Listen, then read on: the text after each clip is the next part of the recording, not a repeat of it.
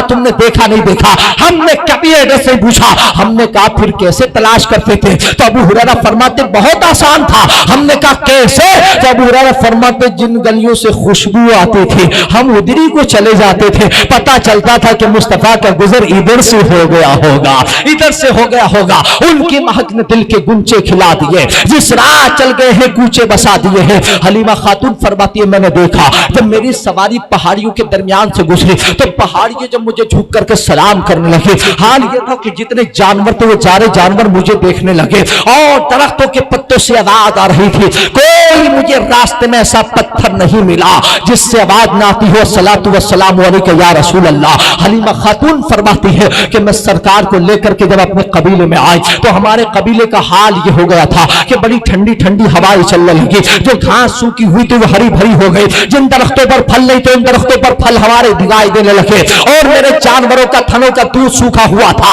उनमें दूध दिखाई देने लगा। तो मैंने अपने शोहर से कहा दूध निकालो। जब उन्होंने दूध निकाला तो जितने बर्तन थे वो सारे बर्तन भर गए, उसके बाद भी दूध कम नहीं हुआ। हलीमा सादिया फरमाती है मेरे कबीले के अंदर बड़ी फरावानी आ गई और अल्लाह की रहमतों का नुज़ूल होने लगा। अब हमारी आबादी के अंदर जितने भी जानवर दूध देने वाले थे सबके थनों में दूध था। अब हमारे कबीले से कोई बीमार आदमी दिखाई नहीं देता। हलीमा खातून फरमाती है सवेरे सवेरे होता तो औरतें लेकर के अपने बच्चों को मेरे बेटे मोहम्मद को दिखाने के लिए आती और आने के बाद कहती थी हलीमा मुबारक हो तो कितना खूबसूरत बच्चा लेकर के आई है, ए हलीमा मुबारक हो तो कितना हसीन जमील बच्चा लेकर के आई है, ए हलीमा मुबारक हो तेरा बच्चा कितना खूबसूरत है। हमारे बच्चे घर में रोते हैं, जब हम रोते हुए बच्चों को लाकर तेरे बेटे का चेहरा दिखाते हैं तो हमारे बच्चे मुस्कुराने लगते हैं और हमारे बच्चों के चेहरों पर मुस्कुराहट छा जाती है। हलीमा खातून फरमाते फिर हाल ये हुआ कि थोड़े दिन के बाद में मेरे आका सरवरे कायनात हमारे कबीले के अंदर जिंदगी गुजार रहे हैं और मुस्तफा के शब रोज़ मैं अपनी निगाहों से देख रही हूँ, ना जाने कितने मौजज़ात मैंने अपनी निगाहों से देखे। हलीमा खातून फरमाती है मैंने देखा कि जब कोई किसी के घर बीमार हो जाता या किसी का बच्चा बीमार हो जाता तो वो औरत आती और आने के बाद मेरे बेटे का हाथ रखवाती, अल्लाह शिफा अता कर देता और उसके बाद वो औरत किसी कटोरे में पानी लेकर के आती और लेने के बाद वो मेरे बच्चे का हाथ डलवाती और डलवाने के बाद जाकर के जानवर को अपने घर में पिलाते थे तो जानवर बीमार होता तो शिफा याब हो जाता, अगर दूध नहीं देता तो दूध देना शुरू कर देता। हलीमा फरमाती है खातून कि अगर कोई बीमार होता तो उसे शिफा मिल जाती। उसके बाद फरमाया मैंने शुरू में तो औरतें कम आई, उसके बाद में औरतों का ज्यादा आने का सिलसिला शुरू हो गया।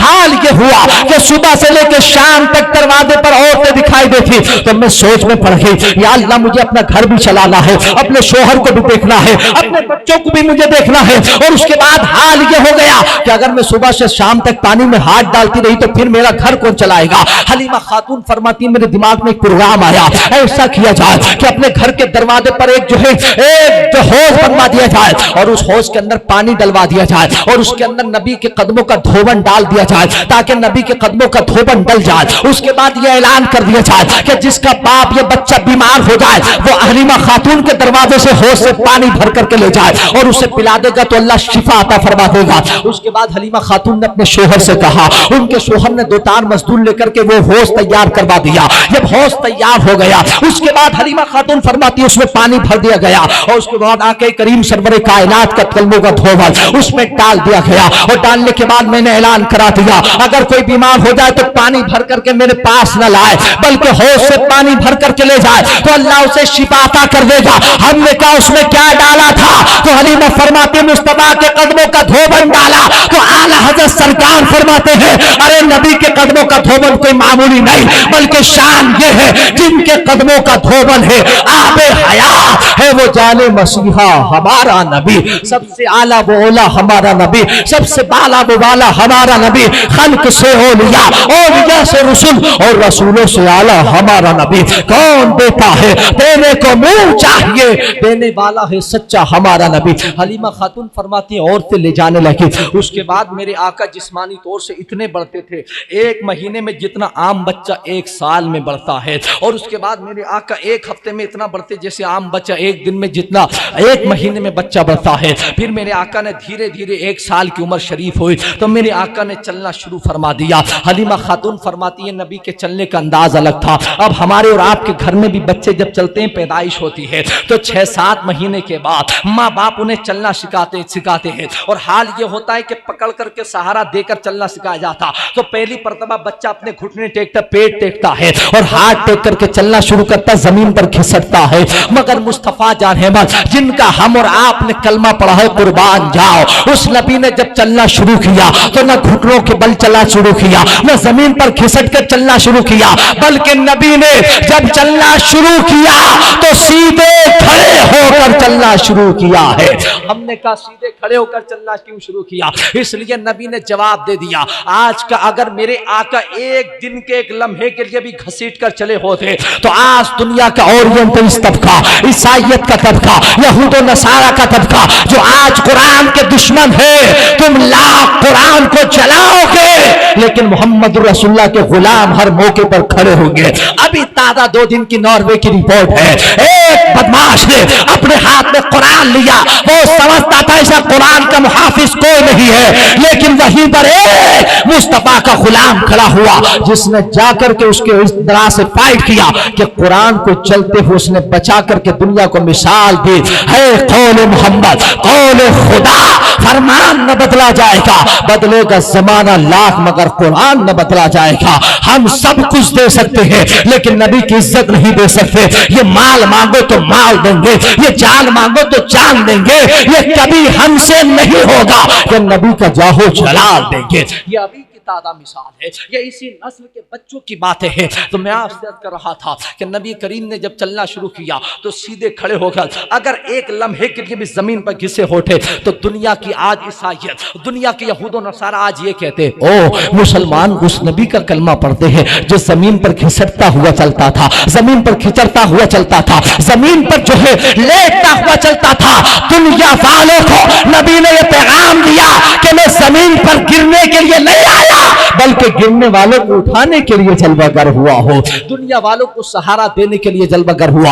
हलीमा खातून फरमाती है नबी करम सल्लल्लाहु अलैहि वसल्लम ने चलना शुरू फरमा दिया। उसके बाद हलीमा खातून ने फरमाया कि सरकार ने जब देखा कि उनका हकीकी भाई यानी मेरा बेटा बकरी चराने के लिए बाहर जाता तो आका करीम सरवर कायनात सल्लल्लाहु अलैहि वसल्लम ने इरशाद फरमाया, अम्मी हलीमा ये मेरा भाई कहाँ जाता है? तो कहा बेटा ये बकरी चराने के लिए जाता है। तो कहा अम्मी हलीमा हम भी जाएंगे बकरी चराने के लिए। तो कहा तुम जाओगे? तो कहा नहीं नहीं तुम नहीं जा सकते। कहा नहीं नहीं अम्मी हमें जाना होगा। तो कहा क्यों जाना होगा? आपने इरशाद फरमाया अम्मी हलीमा इसलिए जाना होगा, कल हमारा गुलाम कोई अगर बकरी चराने वाला कलमा पढ़ता हो और वो बकरी चलाए तो अपनी इंसत महसूस ना करे बल्कि वो नबी की सुन्नत समझ करके उसको चलाए, इसलिए हमने सुन्नत बना दिया है। आका करीम ने फरमाया अम्मी हम भी जाएंगे। आका की बारगाह हजरत हलीमा सादिया ने फरमाया बेटा जैसे आपकी मर्जी है। पैगंबर इस्लाम सरवर कायनात से हजरत अब्दुल्ला से हलीमा सादिया ने फरमाया बेटा आज मोहम्मद को भी अपने साथ में ले जाना। जब वो ले जाने के लिए तैयार हुए उन्होंने रेबड़ से बकरियां निकाली। अब दुनिया का मिजाज ये होता है कि बकरी चराने वाला हो या जानवर चराने वाला हो तो जानवर आगे आगे होता है और उसका मास्टर पीछे पीछे होता है, कहीं ऐसा ना हो ये किसी का नुकसान ना कर दे या किसी के खेत में मुंह ना मार दे। कभी ऐसा नहीं होता कि जानवर का चराने वाला आगे हो जानवर पीछे हो, ऐसा कभी नहीं होता। हजरत अब्दुल्ला ने सरकार के भाई थे जो हजरत अब्दुल्ला हलीमा के बेटे, उन्होंने बकरियों को निकाला और निकालने के बाद जैसे वो पीछे खड़े हुए और उसके बाद बकरियां आगे हुई तो सरकार भी पीछे आकर खड़े हो गए। लेकिन हाल ये हुआ कि अब बकरी कोई भी आगे चलने के लिए तैयार नहीं है और वो सारी बकरियां मुड़ मुड़ करके आका का जलवा देख रही है। बहुत देर हो गई, बकरियों ने आगे कदम नहीं उठाया तो हलीमा सादिया बाहर निकली। कहा बेटा अभी तक बकरियां आगे नहीं गई है। तो कहा अम्मी हलीमा आज बकरी जाने के लिए तैयार नहीं है, आज बकरियां पीछे मुड़ मुड़ करके देख रही है। तो हलीमा ने देखा, देखकर फरमाया बेटे अब्दुल्ला ये मोहम्मद है, मोहम्मद इनके आगे कोई नहीं चलता है, सब इनके पीछे चला करते हैं, सब इनके पीछे चला करते हैं। मैं कहता हूं इनसे अच्छी तो हलीमा की बकरी थी जिन्हें इतना इल्म था कि नबी के आगे नहीं चलते पीछे चलते।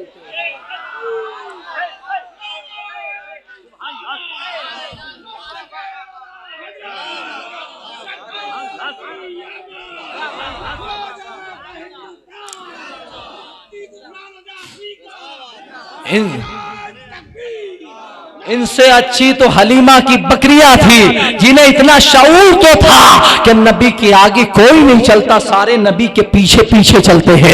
हलीमा सादिया फरमाती है, बेटा अब्दुल्ला इनके आगे नहीं चलते, बल्कि बकरियां पलट पलट करके आका का जलवा देखती और जलवा देख कर कहती थी, अब हमारी निगाहों में जैसा नहीं कोई जैसे हमारे सरकार है, ऐसा नहीं कोई। जब सरकार को आगे किया, कहा इनको आगे कर दो, बकरियां खुद ब खुद चलना शुरू हो जाएगी। सरकार के पीछे पीछे बकरियां चल रही है। अब यहां पर ज़हनो फिक्र हो, जलसा होता होगा, यहां और भी जलसा होगा, होने वाला भी होगा, होगा भी, और बहुत से जलसे हुए होंगे। जब नबी की सीरत की बात आती है, आपने ये वाकया सुना होगा कि आका अलैहिस्सलाम की सीरत देखो। हमने उस नबी का कलमा पढ़ा जो हलीमा की बकरी चराने के लिए जाते थे। हमने कहा मौलवी साहब तुम्हें सिर्फ ये हदीस दिखाई देती है कि नबी बकरी चराने के लिए गए, सिर्फ इसके आगे दिखाई नहीं देता, तो क्या मौलाना हदीस में लिखा हुआ है? मैंने कहा सिर्फ हदीस पढ़ी है, कुरान नहीं पढ़ा है। मैंने कहा बकरी चराने का वाकया हदीस में है और ला मक्का जाने की बात कुरान में लिखी हुई है।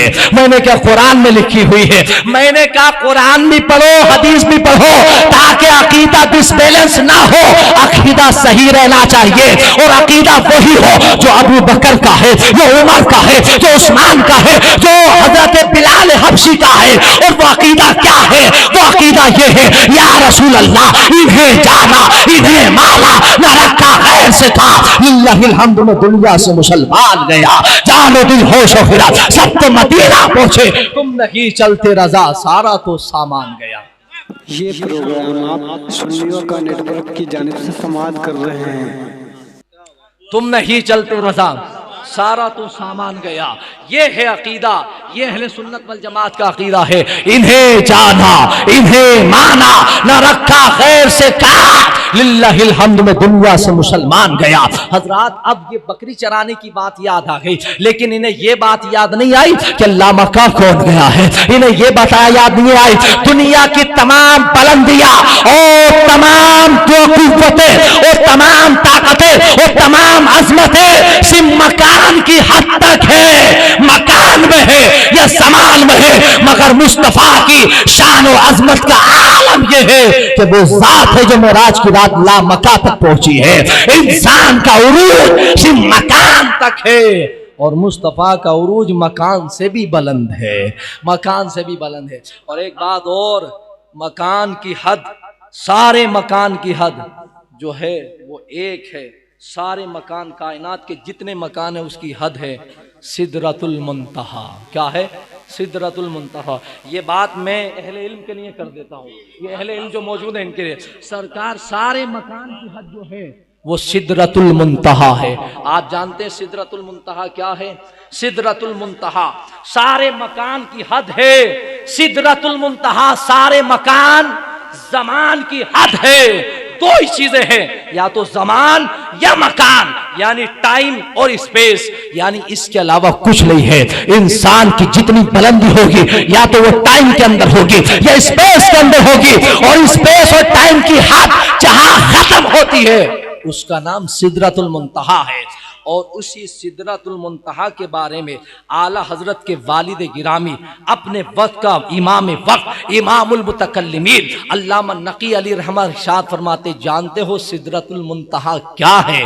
फरमाया जहां मकान की हद खत्म हो, जमान की हद खत्म हो, यानी उससे आगे रब की तजल्लियात है, जिब्रील का भी गुजर नहीं हो सकता। जहां जाए अगर यकमुए बरसर परब परोगे तजल्ला बसोजत परब, जिसके आगे अगर एक कदम भी उठाए बाल के बराबर भी जिब्रील उठाते तो रब की तजल्ली परों को जलाकर खाक करते।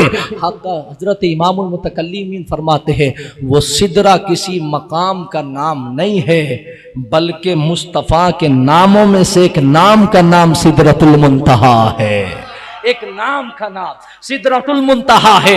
यार जहां जमान और मकान की बुलंदी खत्म हो उसका नाम सिदरतुल मुंतहा है। और वो कोई और नहीं मेरे मुस्तफा का नाम है, तो फिर किस मुंह से कहते हो तुमने बढ़ा दिया? बढ़ाया उसे जाता है जिसकी हद होती है, और जिसकी हद ही ना हो तो फिर उसे बढ़ाया कैसे जाए? उसे बढ़ाया कैसे जाए? बस एक ही दो चीजें हैं हमारे अकीदे में, दो चीजें हैं कि मुस्तफा खुदा नहीं है और खुदा जैसे नहीं है, बाकी जो कुछ है वो मुस्तफा है। बाकी जो कुछ है वो मुस्तफा है, जो कुछ है वो मुस्तफा है।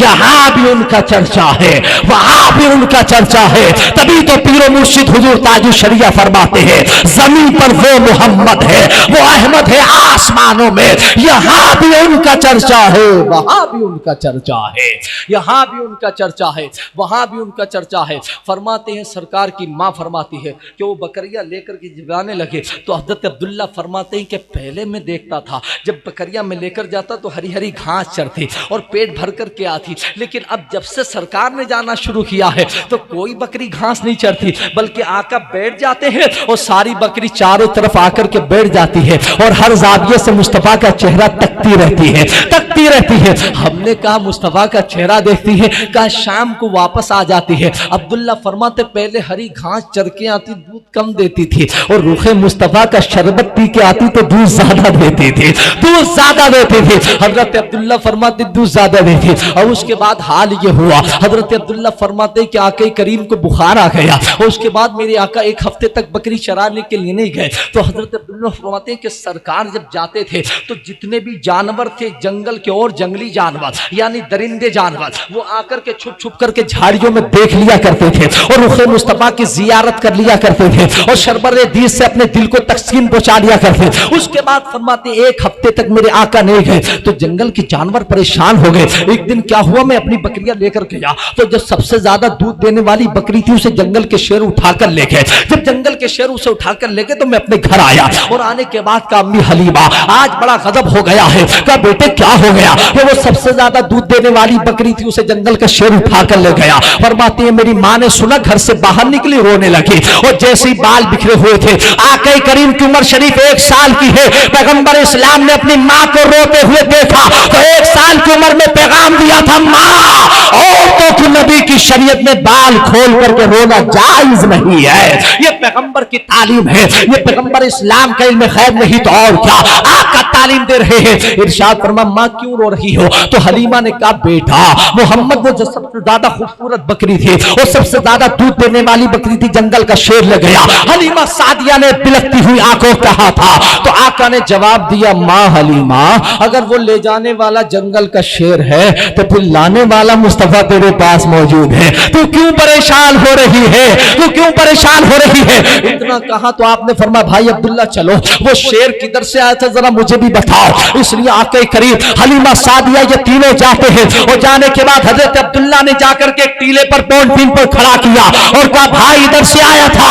आका ने उधर रुक किया और रुकने के बाद इरशाद फरमाया या अबल हारिस या अबल हारिस या अबल हारिस है जंगल के शेर। जब आवाज दिया तो हलीमा फरमाती मैंने देखा कि चारों तरफ से झाड़ियों से जंगल के जानवर आ रहे थे और आने के बाद उन्होंने अपने सरों को इस तरह से रखा जैसे इंसान अपने सर को सजदे में रखा और नबी के कदमों में ला कर रख दिया। इतने में एक बूढ़ा शेर था, वो बूढ़ा शेर अपने कान अपने मुंह के जरिए जो है वो उस बकरी के कान पकड़ते हुए ला रहा है और लाने के बाद उसने सर रख दिया। अब हलीमा खातून फरमाती है मैंने देखा कि वो शेर से जो आका करीम के सामने खड़ा हुआ तो पैगंबर ने उस शेर की तरफ मुखातब हुए और आका अलैहिस्सलाम ने उस शेर से कलाम करना शुरू किया।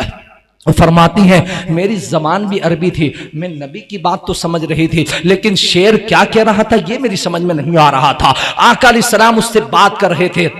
उसके बाद मैंने कुछ देर के बाद कहा ये तो बता मोहम्मद ये क्या कह रहा था? तो आका अलैहिस्सलाम ने फिर अरबी में उसका तर्जुमा किया माँ ये शेर ये कह रहा था मैंने इससे कहा तुझे शर्म नहीं आई मेरी अम्मी हलीमा की बकरी उठा करके ले गया? तो शेर ने जवाब दिया था हुजूर क्या करूं ये हमारी मजबूरी थी, हमने बकरी चुराई नहीं थी। आका आप पहले आते थे तो हम छुप छुप करके आपकी जियारत कर लेते, 1 हफ्ते से आप नहीं आए तो आका हमने प्लान किया कि हलीमा की बकरी उठा, छुड़ाने के लिए मुस्तफा आएंगे, इस बहाने दीदार हो जाएगा, इस बहाने दीदार हो जाएगा। ये हुजूर सरवर कायनात सल्लल्लाहु अलैहि वसल्लम है, इस बहाने दीदार हो जाएगा। ये आके दो जहां सल्लल्लाहु अलैहि वसल्लम, इसको फरमाते हैं अब शेर की जबान नबी समझ रहे हैं, परिंदों की जबान नबी समझ रहे हैं। ये कहते हैं नबी जबान नहीं समझते। हमने कहा जालिम, नबी की जबान तो ऐसी है कि हजरत आदम को 7.5 लाख जबानों का इल्म दिया था, और इस वक्त जो पूरी जमीन पर जबानें बोली जाती 30,000 लैंग्वेज है पूरी दुनिया के अंदर।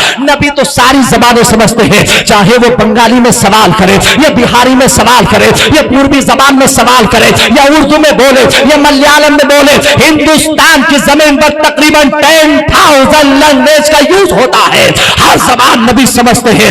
इसके आगे आप जाओ, फ्रेंच में कोई सवाल करे तो नबी समझते हैं, डच में कोई सवाल करे तो नबी समझते हैं, मलावी में कोई सवाल करे तो नबी समझते हैं, मोजाम्बिक में कोई बोले तो नबी समझते हैं, मालावी कोई बोले तो नबी समझते हैं। इसके अलावा कोई इटाली में सवाल करे तो नबी समझते हैं, कोई जर्मनी में सवाल करे तो नबी समझते हैं। नबी की जबान तो इतनी फसी बलीग है कि बड़े बड़े अदीब, बड़े बड़े फसी नबी के कदमों में दिखाई देते हैं। उनकी शान का आलम तो ये है, तेरे आगे यूं है दबे लचे फुसारब के बड़े बड़े, कोई जाने मुंह में जबान नहीं बल्कि जिसमें जान ही। आका करीम सल्लल्लाहु अलैहि वसल्लम है, ये हुजूर की शान अजमत है। हजरत हलीमा सादिया फरमाती, उसके बाद हाल ये हुआ कि मेरा बेटा बीमार हो गया। आका करीम सल्लल्लाहु अलैहि वसल्लम की 2 साल की उम्र शरीफ थी। पहला शक्के सदर हुआ। एक आखिरी बात बताकर मैं अपनी बात खत्म करता हूं। यह आखिरी वाकया है जो आका अलैहिस्सलाम के मिलाद के ताल्लुक से है। समझ में आ रही है आपकी बात? समझ रहे ना, हुजूर के पीछे पीछे आप चल रहे। 2 साल की उम्र शरीफ है, पहला शक्के सदर हुआ तो हजरत अब्दुल्ला फरमाते मैंने देखा कि हमारे साथ में आका अलैहिस्सलाम थे मोहम्मद को कुछ लोग आए, सफ़ेद लिबास तो वो उठा कर ले गए, और ले जाने के बाद उन्होंने सीने को चाक किया, और चाक करने के बाद कुछ निकाला, और उसके बाद कुछ रख दिया। मैं घबरा गया, और घबराने के बाद मैं घर भागता हुआ आया, और मैंने कहा अम्मी हलीमा आज बड़ा गजब हो गया है, भाई मोहम्मद को किसी ने शहीद कर दिया है। हलीमा सादिया दौड़ी, और दौड़ने के बाद जब देखा तो आका अलैहिस्सलाम पहाड़ी से उठ करके खड़े होकर आ रहे थे। तो आका अलैहिस्सलाम के खून का निशान मौजूद नहीं था, बल्कि कुछ टांके लगे हुए थे। आका अलैहिस्सलाम की बारगाह में अर्ज की, बेटा क्या हुआ था? तो आका अलैहिस्सलाम ने फरमाया अम्मी हलीमा कुछ लोग आए थे, उन्होंने मेरा सीना चाक किया, कुछ निकाला कुछ डाल दिया, जब से मुझे बड़ा सुकून है जब से उन्होंने कुछ रखा है। उसके बाद हलीमा सादिया फरमाती है मैं डर गई, और मैंने अपने बेटे से कहा किसी से मत बताना, वरना लोग इनकी जान के दुश्मन हो जाएंगे। उसके बाद हलीमा सादिया फरमाती है मैंने दिल में ख्याल किया कि इस बच्चे को मैं वापस लेकर के मदीना शरीफ मक्का शरीफ छोड़ आती हूँ, कहीं ऐसा ना हो इसको कोई नुकसान पहुंचा दे, मैं क्या जवाब दूंगी। हलीमा सादिया फरमाती है 2 साल की उम्र आका अलैहिस्सलाम की हुई, बेशुमार मौजज़ात ऐसे आका अलैहिस्सलाम की जिंदगी में गुजरे हैं जो हलीमा सादिया ने अपनी निगाहों से देखे हैं। ऐसे वाकयात गुजरे जो अपनी निगाहों से रात दिन उन्होंने देखा था, और देखने के बाद कहा था या रसूल अल्लाह अलैहिस्सलाम आपका चलना भी लाजवाब, आपका उठना भी लाजवाब, आपका बैठना भी लाजवाब। हलीमा फरमाती मैंने रात दिन नबी की बारगाह में फरिश्तों को उतरते हुए देखा था।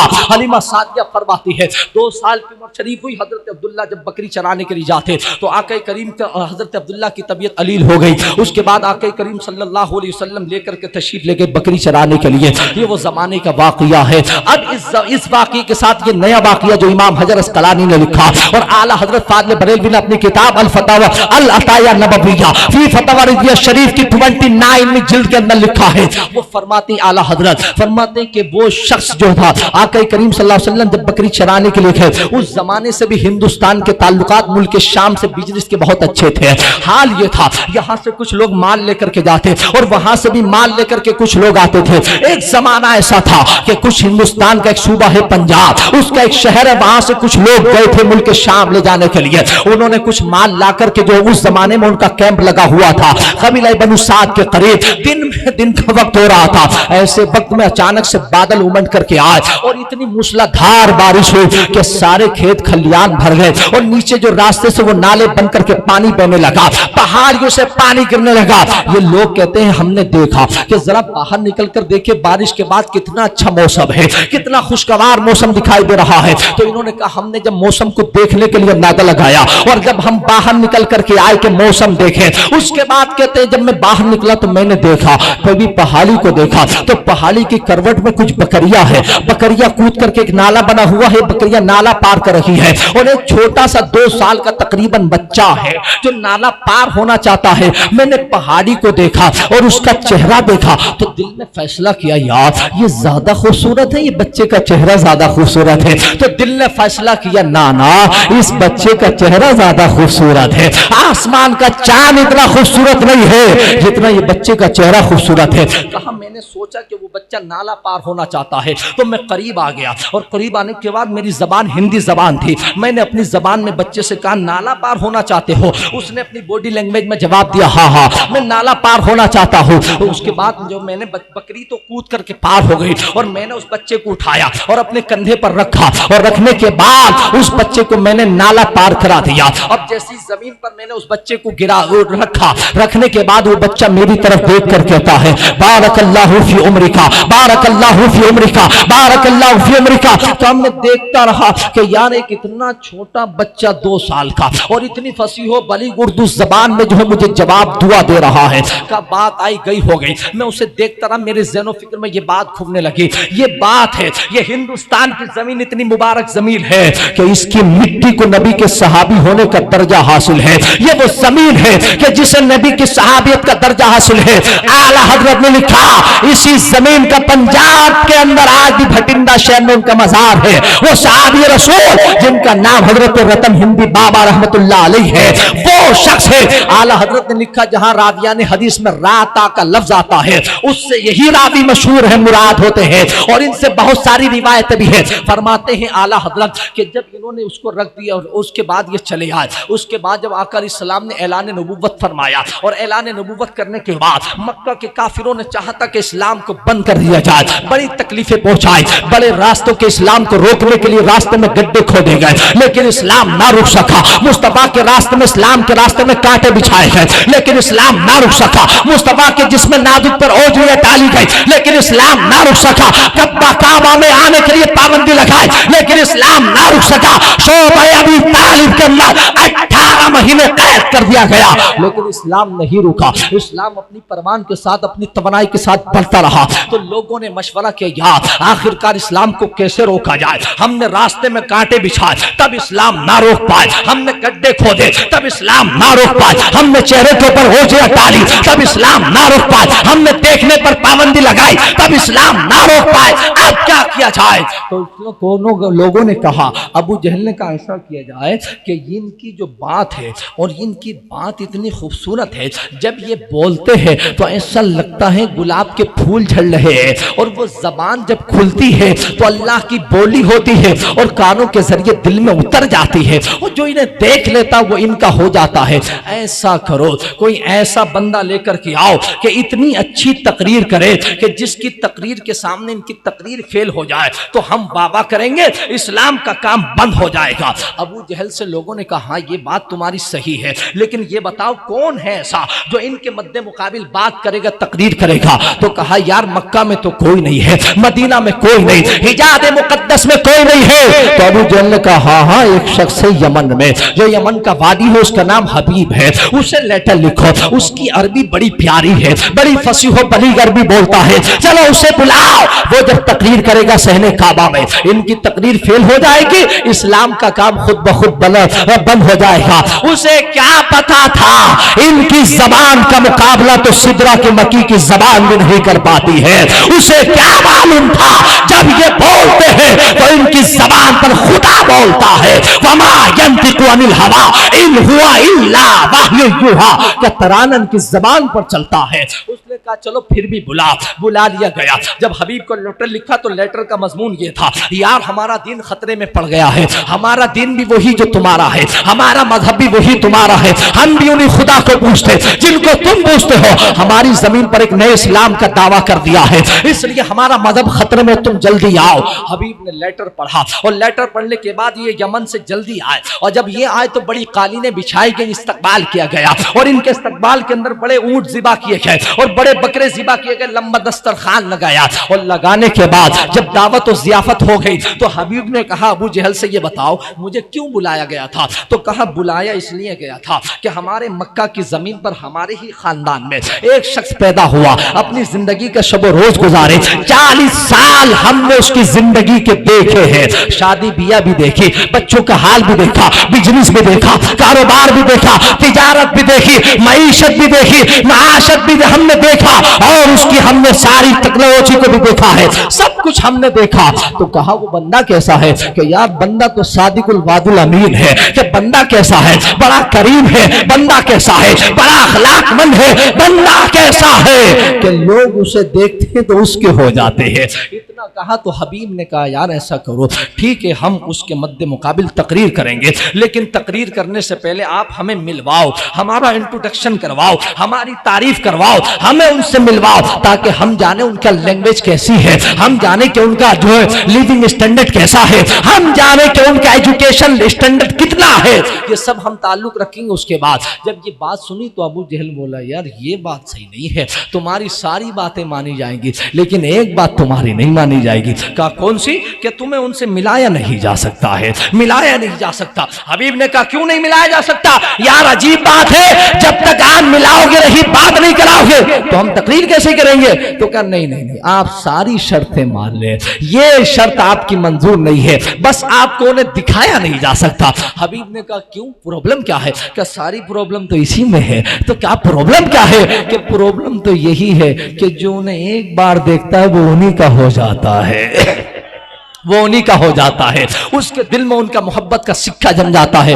हबीब ने कहा यार ऐसी बात है कि उन्हें देखकर उनका हो जाता है। तो कहा वो जादूगर है। तो कहा क्यों, ऐसा क्यों है कि लोग देखते हैं तो उनके दीवाने हो जाते? तो अबू जहल ने कहा इसलिए है कि वो इतने बड़े जादूगर हैं माज़अल्लाह कि हर एक पे उनका जादू चल जाता है। तो हबीब ने कहा सुन भाई, ऐसा है कि मैंने तौरात इंजील को पढ़ा है, अगर वो जादूगर होंगे तो मैं उनसे जमीन का कोई सवाल नहीं करूंगा, आसमान का सवाल करूंगा। इसलिए जादूगर का जादू आसमान पर नहीं चलता, जमीन पर चलता है, इसलिए मैं उनसे कोई भी जमीन का सवाल नहीं करूंगा, आसमान का सवाल करूंगा। अबू जहल था, अगर छोटा मोटा जाहिल होता जल्दी समझ में आ जाती, अबू जहल था बड़ी देर में समझ में आई। उसने कहा हाँ हाँ चलो ठीक है। अब ये पूरी जमात को ले जाने के बाद हरम शरीफ में पहुंचे, आका करीम सल्लल्लाहु अलैहि वसल्लम कुरान की तिलावत फरमा रहे हैं। हबीब ने जब नबी का चेहरा देखा तो आधा तो वो पहले ही हुजूर के कदमों में गिर गया। उसने कहा यार जिसका चेहरा इतना खूबसूरत है वो जादूगर तो नहीं हो सकता है, जादूगर का चेहरा इतना खूबसूरत नहीं होता है। हबीब कहते हैं मैं चांद को देखता रहा, कभी मुस्तफा के जलवे को देखता रहा, एक नजर चांद पे, एक नजर जलवे मुस्तफा पे। अब मैं फैसला नहीं कर पा रहा हूं, दिल कह रहा है रूह मुस्तफा ज्यादा खूबसूरत है, दिमाग कह रहा है चांद ज्यादा खूबसूरत है। दिल और दिमाग में फाइट चली तो दिल का नादान उसे क्या देखता है, वो भी नूर इसी मुस्तफा के रूह अनवर से ले रहा है, इसी रूह अनवर से ले रहा है। सुबह तेबा में हुई बट्टा है तारा नूर का, सदका लेने नूर का, आया है तारा नूर का, मैं गदा तू बादशाह भरते प्याला नूर का, नूर दिन दूना तेरा दे डाल सदका नूर का। तो हबीब ने कहा अच्छा उस इतना खूबसूरत वाला चेहरे वाला जादूगर तो नहीं हो सकता। तो हबीब ने कहा अच्छा, अपनी बात शुरू की और हबीब ने कहा कि आप अल्लाह के नबी हैं? आका ने फरमा हाँ मैं अल्लाह का नबी हूँ, मैं अल्लाह का नबी बनकर आया हूँ। अवर होली प्रॉफिट सल्लल्लाहु अलैहि वसल्लम एंटायर यूनिवर्सल नबी। मेरे आका ने फरमा हाँ मैं अल्लाह का नबी बनकर आया हूँ। और मेरे आका ने फरमाया आवर होली प्रॉफिट सल्लल्लाहु अलैहि वसल्लम अल्लाह का आखिरी नबी बनकर के आओ, मेरे बाद कोई नबी नहीं आएगा, मैं अल्लाह का आखिरी नबी हूँ और मैं अल्लाह का आखिरी फाइनल मैसेंजर हूँ, मेरे बाद कोई नबी नहीं है, मेरे बाद स्टॉप हो गया, आखिरी नबी हो, मेरा दस्तूर आखिरी दस्तूर, मेरा कुरान आखिरी कुरान, मेरी किताब आखिरी किताब, मेरा कलमा आखिरी कलमा है। मेरे बाद कोई नबी नहीं आएगा। जब इतना कहा तो हबीब ने कहा अच्छा अगर आप अल्लाह के नबी हैं तो मुझे कोई मौजज़ा दिखा दे। मेरे आका ने फरमाया देखो क्या देखना चाहते हो? तो कहा जमीन पर नहीं आसमान पर दिखाओ। तो मेरे नबी ने फरमाया आसमान पर देखना चाहते हो? तो कहा हाँ आसमान पर दिखाओ। तो उस वक्त 14वीं का चांद निकला हुआ था, पूरी कायनात को रोशन कर रहा था। हबीब ने कहा, मेरे आका ने फरमा बताओ आसमान पर क्या देखना चाहते हो? हबीब ने कहा आका अगर कुछ दिखाना चाहते हो तो ये जो चंद्रमा दिख रहा है इसके टुकड़े करके दिखा दो। नबी ने फरमा इतनी छोटी सी बात है? कहा हाँ इतनी छोटी सी बात। आका ने फरमा हाँ इतनी छोटी सी बात है। आका ने क्या फरमा अच्छा इसके टुकड़े होंगे तो क्या करोगे? क्या कलमा पढ़ के मुसलमान होगा? पैगंबर ने फरमा हबीब देखो। आका ने उंगली का इशारा किया, आसमान के चांद के 2 टुकड़े कर दिए हैं। जमीन के एक किनारे के इधर था पहाड़ी के और एक पहाड़ी के इधर था।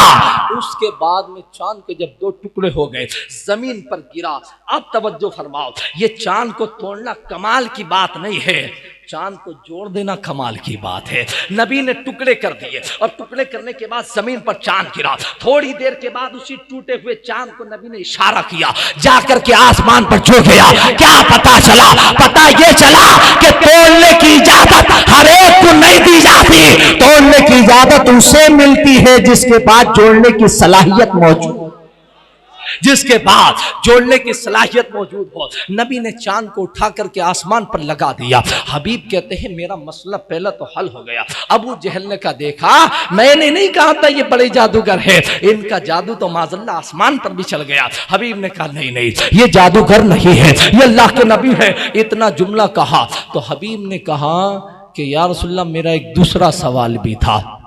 जब दूसरा सवाल कहा तो नबी ने फरमाया हबीब वो मैं बताऊं या तू बताएगा वो क्या है? वो तू बताएगा वो क्या है। यार मेरे दिल में क्या वो आपको क्या खबर है? आपके दिल में क्या वो आपको क्या खबर है? हबीब कहते मेरे होश उड़ गए और मैं देखने पर मजबूर हो गया। आका कहते मैं बताऊं या तू बताएगा वो क्या है? तो नबी ने फरमाया, हबीब कहते हैं आका आप बताइए। तो नबी ने फरमाया हबीब जब तू अपने घर से चला था तो दिल में इरादा किया था अगर वो अल्लाह के नबी होंगे तो मैं कलमा पढ़ के मुसलमान होऊंगा। मुझे अल्लाह ने इज्जत दी है, दौलत दी है, यमन की बादशाहत दी है, तख्त ताज भी दिया है, मिल्कियत भी दी है। मेरे घर में एक बेटी है जो आंखें हैं देख नहीं सकती, कान है सुन नहीं सकती और जबान है बोल नहीं सकती, हाथ है पकड़ नहीं सकती, पांव है चल नहीं सकती। मेरी बेटी अपाहिज है। मैंने दिल में ख्याल किया था कि अगर वो नबी होंगे तो उनसे दुआ करवाऊंगा ताकि अल्लाह मेरी बेटी को अच्छा कर दे। हबीब से मेरे आका ने फरमा हबीब जाओ मैंने उसे शिफा अता कर दी है, इसे शिफा अता कर दी है। हबीब कहते हैं या रसूलल्लाह आपको कैसे पता चला मेरे दिल में क्या है? नबी ने फरमाया हबीब जिसने मुझे नबी बनाकर भेजा उसने ये पावर मुझे अता फरमा दी है, ये पावर अता फरमाई है। जहां बानी अता कर दे, भरी जन्नत हिबा कर दे। नबी मुख्तार कुल है, जिसको जो चाहे अता कर दे। चांद के 2 टुकड़े कर दिए। उस वक्त पूरी दुनिया डार्क हो गई। जब डार्क हुई तो उस वक्त हिंदुस्तान के टाइम के मुताबिक 11:00 हो रहे थे।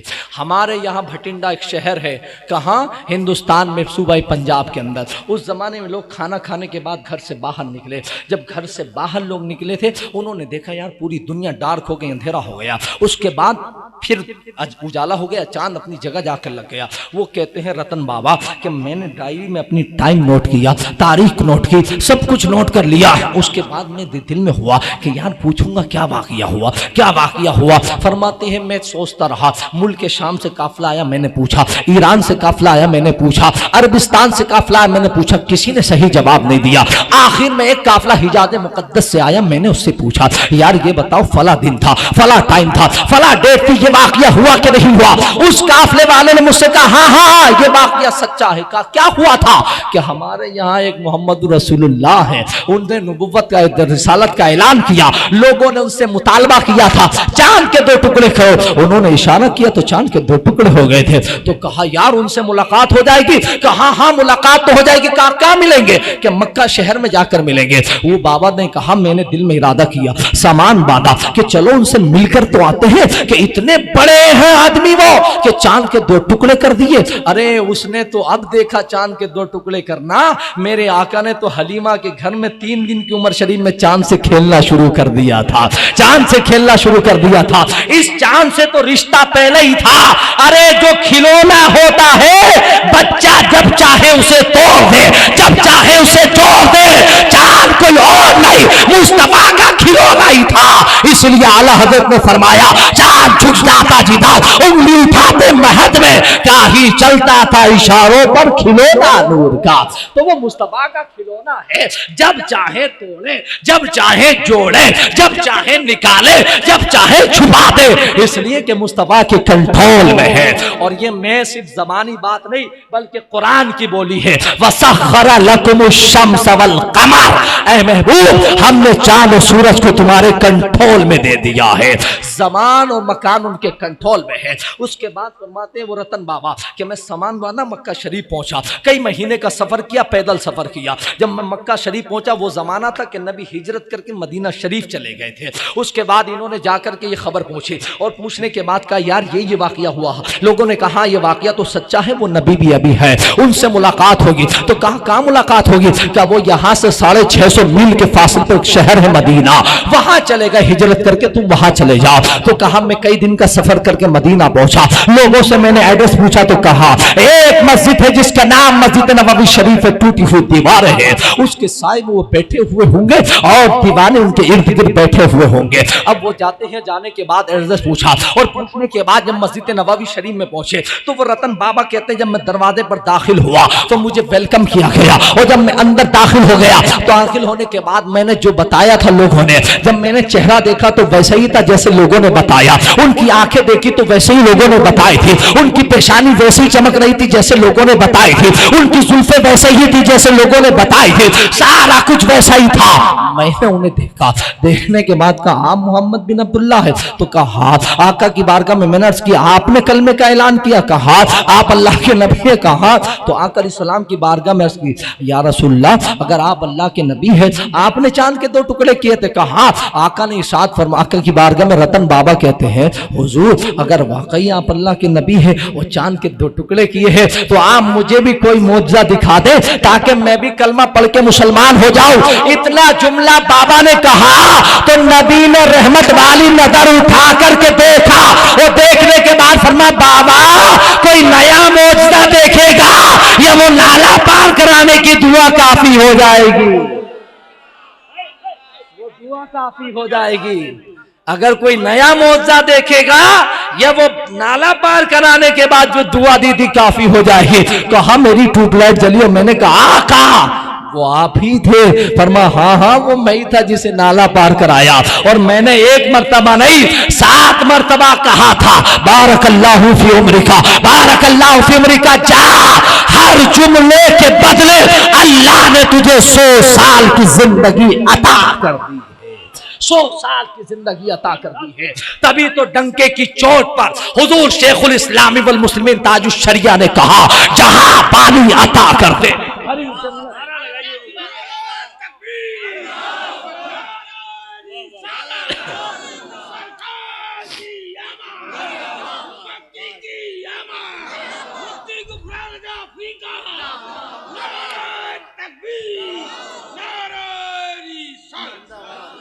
इरशाद फरमाया तभी तो डंके की चोट पर कहा ये कौन दे सकता है, जिंदगी मुस्तफा ने अता की है, हयात मुस्तफा ने बख्शी है, इंसान तो इंसान, नबी की शान तो ये है अगर पत्थर को इशारा कर दे तो अल्लाह जिस्म अता कर देता है। तभी तो हुजूर ताजुश शरिया फरमाते हैं जहां पानी अता कर दे भरी जन्नत हिबा कर दे, नबी मुख्तार कुल है जिसको जो चाहे अता कर दे, जहां में उनकी चलती है वो दम में क्या से क्या कर दे, जमी को आसमां कर दे, सुरैया को सरा।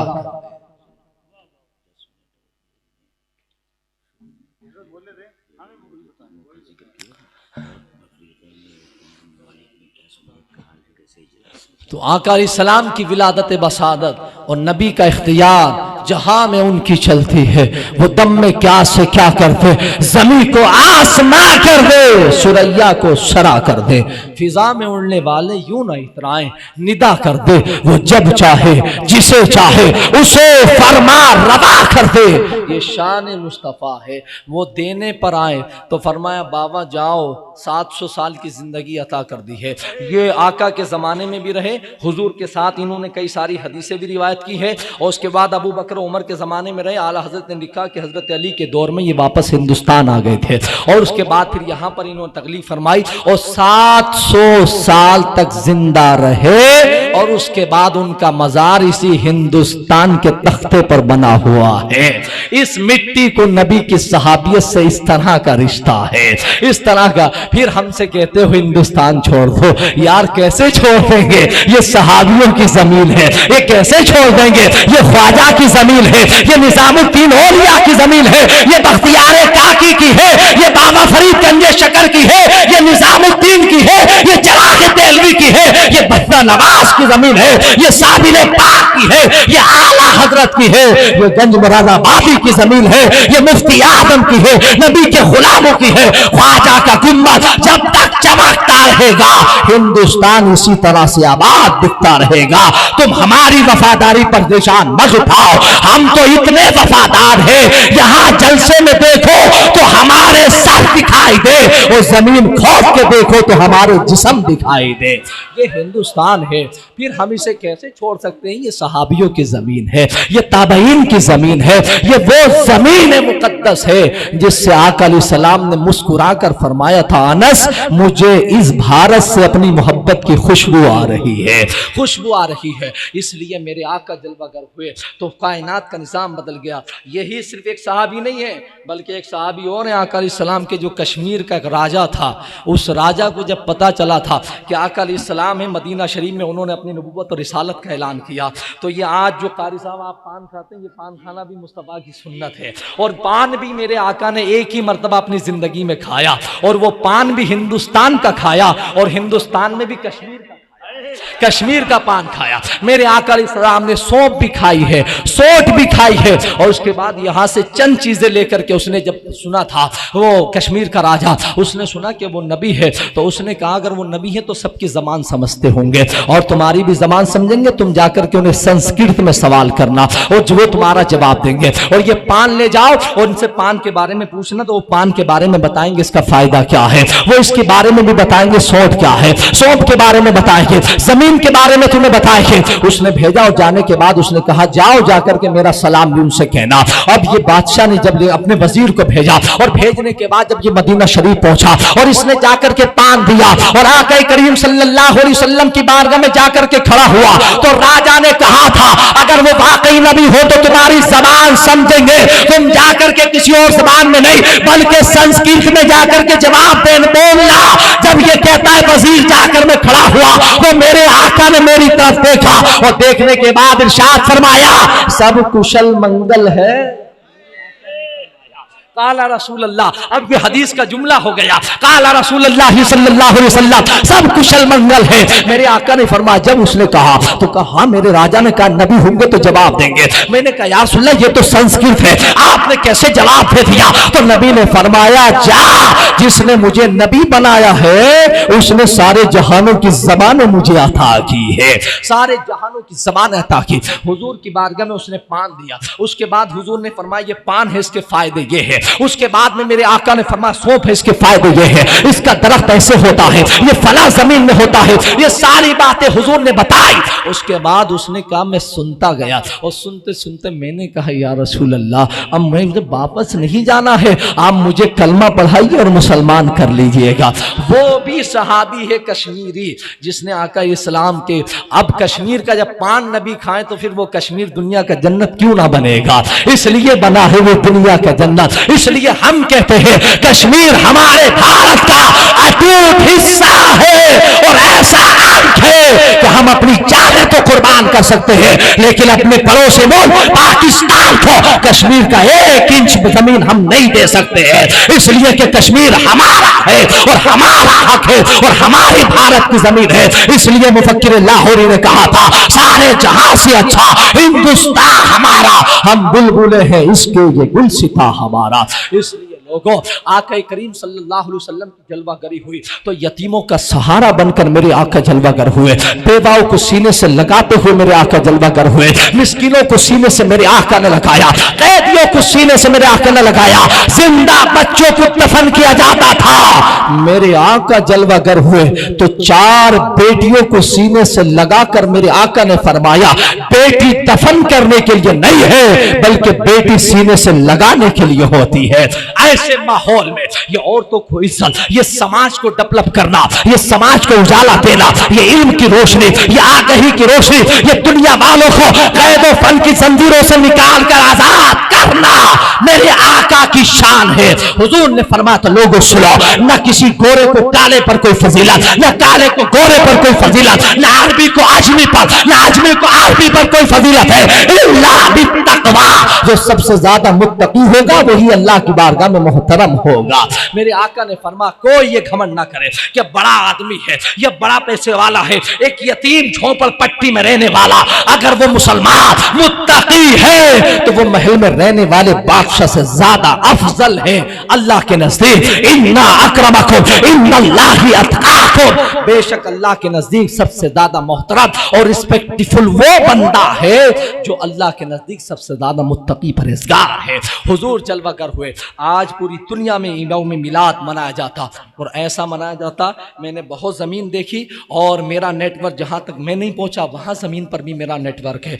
आज तकरीबन मेरा अगर नेटवर्क की बात करें तो तकरीबन दुनिया के 50 ममालिक से ज़्यादा से मेरा रिश्ता और कनेक्टिविटी है, जहाँ पर हमारी सुन्नी रज़वी सोसाइटी इंटरनेशनल के ब्रांचेज मौजूद है। और ये मौलाना फरियाद खुद गए मॉरिशस की ज़मीन पर, मॉरिशस का यहाँ सफ़र अगर आप नॉन स्टॉप फ्लाइट से जाए तो तकरीबन 8 घंटे नॉन स्टॉप फ्लाइट है। उस 7 समंदर पार जाकर के आप देखिएगा, आप बरेली शरीफ के रहने वाले हैं, आपकी सुन्नियत इतनी मजबूत नहीं है जितनी 7 समंदर पार के लोगों की सुन्नियत मजबूत है। आप जाने कैसे, इन्होंने जाकर देखा, यार मौलाना यहाँ की अंजुमनें ऐसी होती है, यहाँ की महफिलें ऐसी होती है, उनकी जबान ये नहीं, उनकी जबान फरेंच जबान है, अगर वो सलाम भी करे तो 10 गलतियां करे, लेकिन जब उनके घर में मिलाद होती है तो कलामे रजा से, और जब खत्म होती है तो सलाम रजा पर आके होती है। उनका हाल ये है, ऐसी ऐसी नाते कि हमारे मदरसे के बच्चे नहीं पढ़ सकते जो कॉलेज और यूनिवर्सिटी के बच्चे पढ़ते हैं। क्या शान के साथ लम याती नजीर कफी नजरी इसलिए तू नशुद पैदा जाना, जगराज को ताज तुरे सरसों है, तुझको शे दूसरा जाना, अराफिया तसीर व सखा का अतब है, ये सुए पाक है अपने करम बरसन हारे रिमझिम रिमझिम, 2 बूंद इधर भी गिरा जाना। वो आला हजरत का कलाम, हर जमीन आला हजरत की जमीन। मैंने आज दुनिया में कोई ऐसा मुल्क, एक ऐसा मुल्क नहीं है, एक भी, जहां पर आका अलैहिस्सलाम का मिलाद ना मनाया जाता हो। एक ऐसा मुल्क पूरे वर्ल्ड में, मैं चैलेंज करता हूं, ओपन चैलेंज करता हूं, एक मुल्क ऐसा बताएं। और आपको बाज़ मुल्क ऐसे मिलेंगे कि दूसरे लोग ढूंढने के लिए आपको दिखाई नहीं देंगे, अगर वहाँ दिखाई देगा तो कोई मोहम्मद रसूलुल्लाह का गुलाम दिखाई देगा।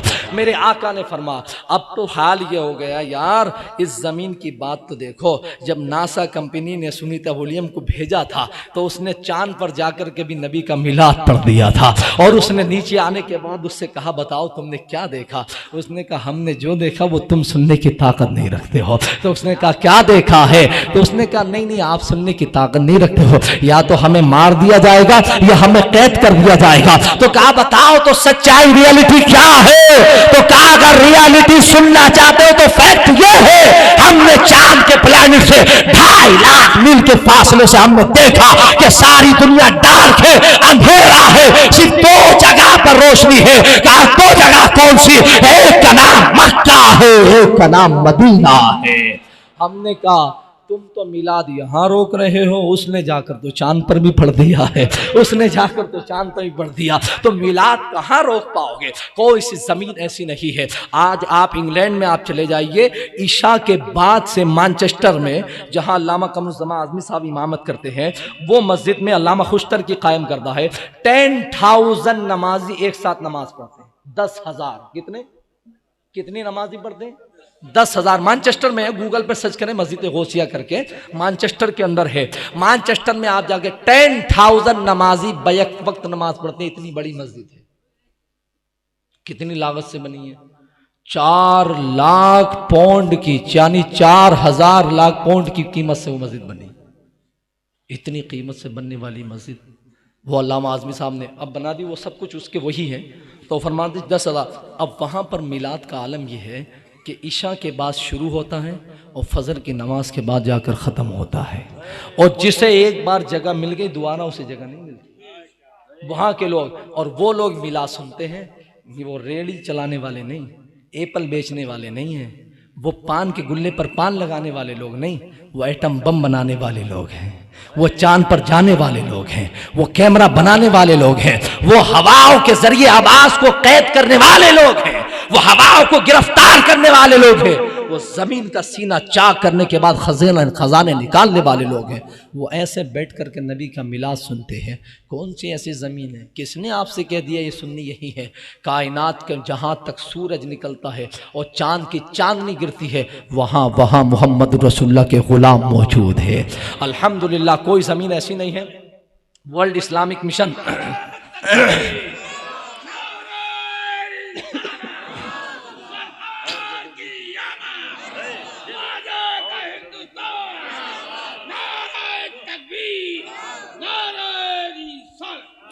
वर्ल्ड इस्लामिक मिशन का फाउंडेशन रखा था अल्लामा शाह नूरानी रहमतुल्लाह तआला अलैह ने।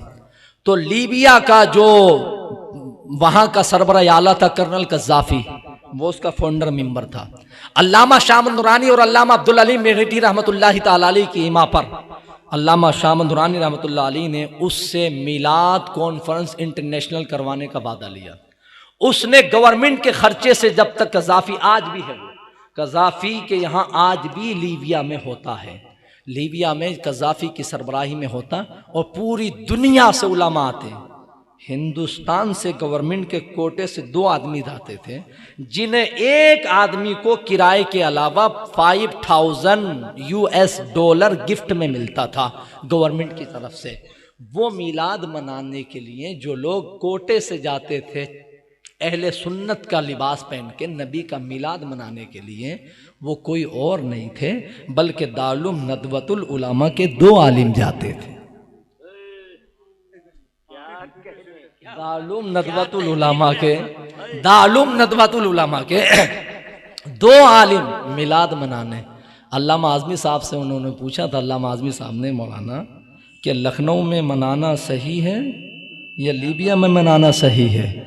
वहाँ मनाना हराम हो गया लखनऊ में और यहाँ मनाना जायज़ हो गया। तो कहा मौलाना मनाने की बात नहीं, ये $5,000 का मसला है। तो अगर डॉलर दिए जाए तो ये भी मनाने के लिए तैयार होते हैं। और हमारा दीवानों का हाल ये है कि हम डॉलर पर बिकने वाले नहीं हैं, नबी की आल पर बिकने वाले लोग हैं। हमारा हाल तो ये है कि नामूसे रिसालत पर हम अपना सब कुछ कुर्बान करने के लिए तैयार हैं। जो जान मांगो तो जान देंगे, जो माल मांगो तो माल देंगे, कभी ये हमसे नहीं होगा, नबी का जाहो जलाल देंगे। अल्लामा आज़मी साहब की काविश के ज़रिए से उन 2 मौलवियों का जाना बंद हुआ। उन्होंने कहा या तो ये एक्सेप्ट करो कि ये मनाना जायज़ है, जो लीबिया में जायज़ होगा वो लखनऊ में भी जायज़ होगा, इसलिए कि उनके अकीदे की किताबों के अंदर ये लिखा हुआ है। आज भी होता। और वहाँ पर मिलाद का हाल ये होता, मैंने बताया था वहाँ साहब को कि वहाँ के मिलाद का हाल ये होता है कि जब 12 तारीख आती है तो उसी शब में वो मिलाद होता है, और सुबह फजर में सारी मसाजिद, सारे मकान सजा दिए जाते हैं। और उसके बाद उनका हाल मकानों का क्या होता है, हर आदमी अपने दरवाजे के बाहर उसे सजा करके खुशबू लगाता है और उसको साफ सूफ करके एक टेबल लगता है, और एक टेबल पर अच्छी कीमती खजूरें और एक पानी का गिलास उसके ऊपर पानी रख देता है। जो आदमी नमाज में शाहरा में सुबह में मशालें निकलती हैं और नमाज पढ़ने के लिए मस्जिद जाता है, वो खजूर तबर्रुकन मिलाद का उठाता है, बैठता है, कुर्सी पे खा के पानी पी के चला जाता है। उनका तबर्रुक ये। लीबिया में ऐसा मिलाद होता है। कौन कहता है मिलाद नहीं होता? मदीना शरीफ में खुद मिलाद होता है, मक्कतुल मुकर्रमा में खुद मिलाद होता है। आज लोग हमसे कहते हैं कि मिलाद नहीं होता, ये मक्का वाक़े से अंदर मिलाद नहीं होता, दीन तो वहीं से आया। हमने कहा बाबा ये मिलाद सिर्फ 70 साल से नहीं होता है, दीन तो वहीं से आया, लेकिन 70 साल पुराना नहीं है, 1450 साल पुराना है। 70 साल से पहले की आप किताबें उठाकर देखिएगा तो खुद हरम काबा में मिलाद होता। और शेख अब्दुल हक मुहद्दिस देलवी रहमतुल्लाह तआला अलैहि ने अपनी किताब के अंदर लिखा है, इरशाद फरमाते हैं कि फकीर कई मर्तबा मक्का शरीफ में मौलूदुन नबी में हाजिर हुआ है, और जब वो वक्त आता तो मशल बरदार लोगों के हाथ में मशले होती और बड़े बड़े हरम काबा के मुफ्तियान इकराम जुलूस निकालते, और ऐन उस वक्त जब नबी की विलादत हुई तो नबी के घर तशरीफ लाते और वहां खड़े होकर या नबी सलाम अलैका पढ़ा जाता था। और आज भी पूरे मक्का में मौलूद बंजरंजी पढ़ी जाती है। हुजूर ताजुश शरिया कई मर्तबा उसमें शरीक हुए हैं। मुफ्ती शुएब साहब का विसाल हो गया, अल्लाह उनके गरीक रहमत फरमाए, दर्जात में बुलंदी अता फरमाए, वो भी गए थे। तो वहां पर एक तो अब तो वो मस्जिद नबवी में है, पहले कुतुब मदीना का मजाम जो मकान था वो हजरत उस्मान गनी का खुद मकान उन्हीं के कब्जे में था, उसी में उनकी रिहाइश थी। और हर साल मदीना शरीफ के अंदर जुलूस भी होता और मुस्तफा का मिलाद भी होता, और आला हजरत के खलीफा हजरत कुतुब मदीना अल्लामा ज़ियाउद्दीन मदनी रहमतुल्लाह अलैह उनके बेटे डॉक्टर फजलुर रहमान अपने हाथों से लंगर बनवाते थे और यौम मिलाद पर लंगर तकसीम करके दुनिया को खिलाया जाता था और कसीदा बुर्दा शरीफ पढ़ा जाता। कौन सी ऐसी जमीन है जहां मुस्तफा का मिलाद ना हो? यार वो जमीन जमीन ही नहीं है जहां नबी का मिलाद ना हो, वो इंसान ही नहीं है जो नबी का मिलाद ना करे, खुदा का जिक्र करे, जिक्र मुस्तफा ना करे, हमारे मुंह में हो ऐसी ज़बां खुदा ना करे, मदीना जाके निकलना ना शहर से बाहर, खुदा ना खास्ता ये जिंदगी वफा ना करे, नज़ाए नाम इसिया का कहाँ ठिकाना है, शफात इसकी जो महशर में मुस्तफा ना करे। नबी आए तो यतीमों को ठिकाना मिल गया, नबी आए तो औरतों को इज्जत मिल गई, नबी आए तो मजदूरों को उनका हक मिल गया, नबी आए तो इंसानों को इंसानियत का वकार मिला, नबी आए तो हमारी पेशानी को उसकी बुलंदी मिली है, नबी आए हैं तो माँ को इज्जत मिली है, बाप को वकार मिला है, नबी आए हैं तो भाई को भाई का रिश्ता मिला है, बीवी को बीवी का रिश्ता मिला है, बेटी को बेटी का मकाम मिला है। नबी नहीं आए थे तो सारा निजाम बिरम बरम था, नबी जलवागर हो गए तो सारा निजाम कायनात आपकी निगाहों के सामने है। आज माँ की रिस्पेक्ट, माँ के कदमों के नीचे जन्नत, ये किसने बताया? ये नबी ने फरमाया था, अल जन्नतु तहता अक़दामिल महाल, अल जन्नतु तहता ज़िलाल शुरूर। आका ने फरमाया जन्नत तलवारों के साए में है, जन्नत माँ के कदमों के नीचे है। पता ये चला एक मुजाहिद मैदान कारजार में जाकर गर्दन कटा के जो मकाम हासिल करता है, एक बेटा अपनी माँ की खिदमत के जरिए वो मकाम हासिल करता है। बाप जन्नत का दरवाजा, ये नबी ने बताया। यतीम के सर पर हाथ रखोगे, जितने बाल सर के हाथ के नीचे आएंगे इतने पर अल्लाह ने किया था फरमाएगा। जिस घर में बेटी पैदा हो जाए 40 दरवाजे रहमत के खोल दिए जाते हैं, ये नबी ने फरमाया। हुजूर ने फरमाया जब बाहर आज से आओ और कोई तोहफा लाओ, घर में 2 बच्चे हो तो पहले बेटी के हाथ में दो, बाद में बेटे के हाथ में दो। ये मकाम किसने दिया? ये मेरे मुस्तफ़ा ने अता फरमाया। अल्लाह हुजूर की मोहब्बत में हमें जियाए और हुजूर की मोहब्बत में जिंदा रखे। I will come back next time इंशाअल्लाह ताला। I will meet you. My दुआ अल्लाह ताला ऑल ब्लेस यू। माय दुआ अल्लाह ताला given your long life. My दुआ अल्लाह ताला keep you well. Thank you very much. फिर कभी आपसे मुलाकात। अस्सलाम।